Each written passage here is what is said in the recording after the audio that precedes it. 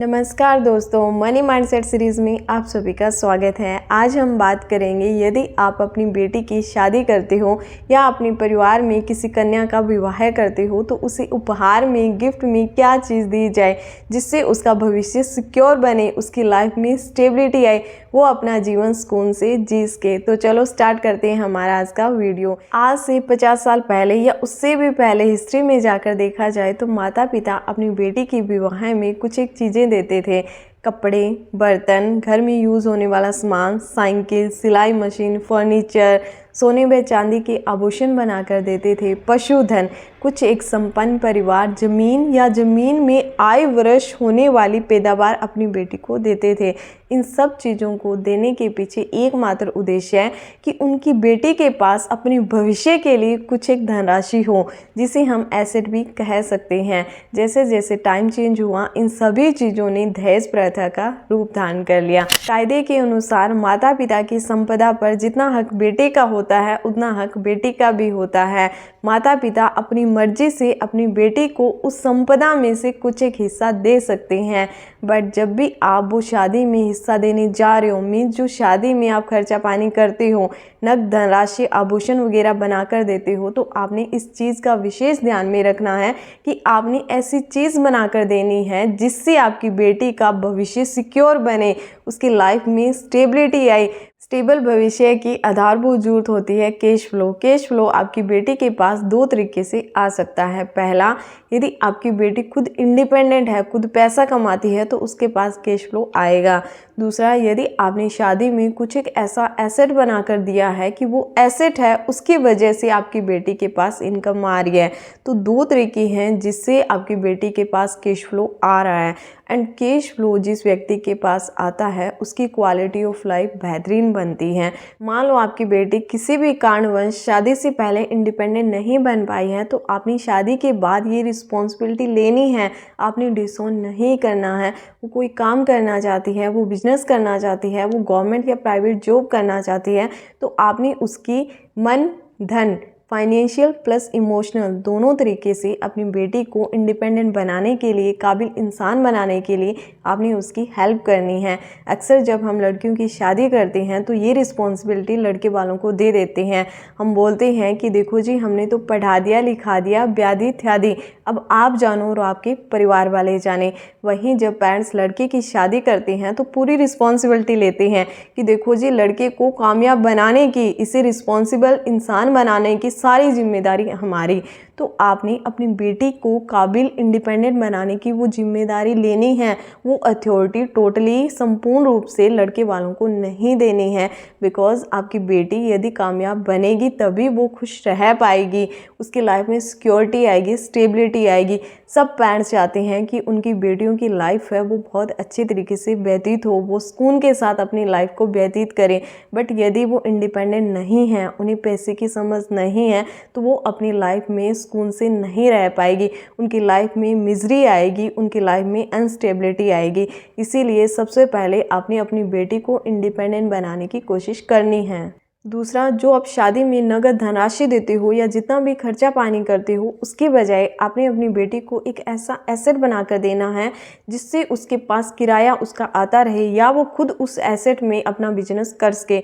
देखो, मैं यहाँ किसी की प्राइवेसी तो लीक नहीं कर सकती। राजस्थान के एक गांव की घटना है। एक लड़की की शादी उसके पेरेंट्स ने बड़ी धूमधाम के साथ की, कई लाखों रुपए खर्च किए। 5 साल बाद अब उसके हस्बैंड एक्सपायर हो गए। उस लड़की को 2 बेटियों सहित घर से बाहर निकाल दिया गया। ससुराल वालों ने बोला कि आपके कोई बेटा नहीं है तो बेटियों को हम प्रॉपर्टी में हिस्सा नहीं देंगे। अनफॉर्चुनेटली उस बेटी के माता पिता इस दुनिया में नहीं हैं एंड भाई भाभी इतने कैपेबल नहीं हैं कि उन तीनों का जो जीवन के निर्वाह के लिए जितना खर्चा पानी होता है उससे सर्वाइव कर पाएँ। तो आप जब भी ये चीज़ें करते हो, शादी में खर्चा पानी करते हो, तो आपने विशेष ध्यान में रखना है कि इनके बजाय आप अपनी बेटी को कोई एक ऐसा एसेट बना कर दे दो। मान लो उसके पेरेंट्स ने एक छोटी बड़ी दुकान या कुछ भी अपने सामर्थ्य के अकॉर्डिंग उसके नाम एक रियल एस्टेट में कोई एसेट बनाकर दिया होता, तो आज उसके पास छत होती, वो काम कर सकती थी। मान लो एक दुकान होती तो दुकान में वो रह सकती थी, वहीं से वो कोई अपने जीवन यापन के लिए कोई काम स्टार्ट कर सकती थी। ऐसी एक औरत नहीं है, ऐसी हज़ारों औरतें हैं जो दर दर भटकती हैं, सर्वाइव करती हैं, बहुत पैनिक लेवल पर अपना जीवन यापन करती हैं। बट जब पेरेंट्स शादी करते हैं तो उनकी शादियों में लाखों रुपए लगाते हैं एंड ये एक्सपेक्टेशन करते हैं कि हमारी बेटियां हैं वो खुश रहेंगी। ऐसे आपकी बेटियों को खुशी नहीं मिलेगी। आपकी बेटियां तभी अच्छे से अपना जीवन व्यतीत कर पाएगी यदि वो खुद पैसा कमाती हैं या आपने उन्हें गिफ्ट में एक ऐसा एसेट दिया है जिसके ज़रिए से उनके लाइफ में पैसा आता है। देखो, पैसा अच्छा है या बुरा ये तो है हमारी सोच, बट पैसा ज़रूरी है, नेसेसरी है, ये है रियलिटी। तो जब भी आप अपनी बेटी की शादी करते हो तो सबसे पहले आपने उसे खुद कैपेबल बनाना है, इंडिपेंडेंट बनाना है, इस लायक बनाना है कि वो अपने जीवन यापन के लिए पैसा कमा सके। दूसरा, आपने अपनी बेटी के लिए एक ऐसा एसेट बनाकर देना है अपने सामर्थ्य के अकॉर्डिंग, छोटा बड़ा कैसा भी, जिसके ऊपर संपूर्ण रूप से आपकी बेटी की अथॉरिटी रहे। आपने अपनी बेटी को समझाना है कि आपने सबसे पहले खुद के लिए जीना है। बिकॉज़ हम हमारी बेटियों को समझाते हैं कि आपने दूसरे घर जाना है, आपने दूसरे लोगों को संभालना है। सबसे पहले आपने अपनी बेटी को कैपेबल बनाना है, काबिल इंसान बनाना है, ताकि वो खुद को संभाल सके। यदि वो खुद को अच्छे से संभाल लेती है तो वो अपने परिवार वालों को बहुत बेहतरीन तरीके से संभाल पाएगी। 2021 की रिपोर्ट के अकॉर्डिंग भारत में महज 7% महिलाएं गाड़ी ड्राइवर हैं। वहीं डेवलप कंट्रीज़ में, अमेरिका, ऑस्ट्रेलिया में इनका प्रतिशत 50% से भी अधिक है। हम सभी को पता है कि लगभग हमारा मिडिल क्लास फैमिलीज़ बेटियों की शादी करते हैं तो उन्हें गिफ्ट में गाड़ी देते हैं, बट कितने प्रतिशत लड़कियों को गाड़ी चलानी आती है? तो आप जब अपनी बेटी को गाड़ी देने जा रहे हो तो सबसे पहले उसमें ड्राइविंग की स्किल होनी चाहिए। आपने उसे ड्राइविंग करना सिखाना है। वो ड्राइविंग की स्किल यदि आपने दे दी, दूसरा आप गाड़ी दे रहे हो, तो इसी से वो अपना सोर्स ऑफ इनकम क्रिएट कर सकती है, जनरेट कर सकती है। मान लो आपकी बेटी ने ड्राइविंग स्किल को इम्प्रूव कर लिया, उसने गाड़ी की टेक्निकल प्लस प्रैक्टिकल दोनों नॉलेज हासिल कर ली, तो अब आपकी बेटी है दूसरों को ड्राइविंग सिखा सकती है, ड्राइविंग स्कूल खोल सकती है, गाड़ियों की रिव्यू कर सकती है। किसी भी प्रकार से यदि आपकी बेटी के पास गाड़ी है, टेक्निकल प्लस प्रैक्टिकल दोनों नॉलेज है, तो आपकी बेटी उस गाड़ी से भी सोर्स ऑफ इनकम जनरेट कर सकती है। उस आपने जो एसेट दिया है, जो गाड़ी दी है, उससे भी वो इनकम कर सकती है, पैसा कमा सकती है। तो इसीलिए जब भी आप कोई भी एसेट बनाकर देते हो तो आपने इस चीज़ का विशेष ध्यान में रखना है। अब हम बात करते हैं 5 ऐसे आइडियाज़ पर। यदि आप अपनी बेटी की शादी करने जा रहे हो तो उन किसी भी 5 आइडियाज़ में 1 आइडिया को ज़रूर फॉलो करें। यदि आपके पास इससे भी अलावा कोई यूनिक आइडिया है जो बहुत अच्छा आइडिया है तो आप प्लीज़ वो कमेंट सेक्शन में ज़रूर शेयर करें। सबसे पहला द बेस्ट ऑप्शन आता है real estate, means plot, flat, मकान, दुकान, कुछ ऐसा। यदि मान लो आप कैपेबल नहीं हो, आप इसकी कंप्लीट पेमेंट नहीं कर सकते, तो आप लड़के प्लस उसके परिवार वालों से बात करके आप उसकी डाउन पेमेंट कर दो। बाकी जो पेमेंट रहती है वो यदि आपका दामाद या आपकी बेटी इंडिपेंडेंट है तो वो EMI लोन का ऑप्शन लेकर कैसे भी अपनी पेमेंट सारी डन कर देंगे। बट आपने स्टार्टिंग करनी है, आपने रियल एस्टेट में कोई एक ऐसा छोटा बड़ा एसेट बनाकर अपनी बेटी को एज ए गिफ्ट देना है। दूसरा ऑप्शन आता है म्यूचुअल फंड या स्टॉक्स का। इसके लिए एक कंडीशन है कि आप यदि अपनी बेटी को म्यूचुअल फंड या स्टॉक में इन्वेस्टमेंट करके दे रहे हो तो आपकी बेटी या दामाद को जो इन्वेस्टमेंट की बेसिक नॉलेज होती है वो उनके पास होनी चाहिए। तीसरा, जो हमारा सदियों से चला आ रहा है, सोने और चांदी के आभूषण बनाकर देना।